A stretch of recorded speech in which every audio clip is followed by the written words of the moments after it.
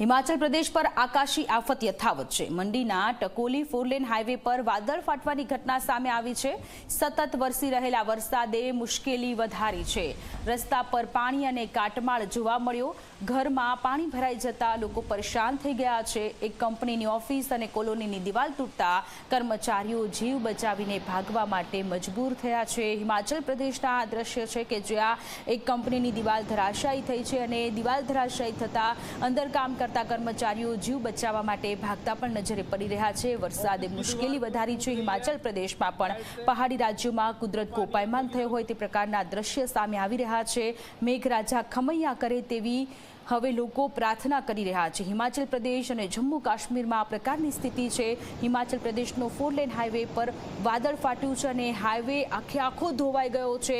જળમગ્ન થઈ ગયેલો એ હાઈવે લાગતો જ નથી।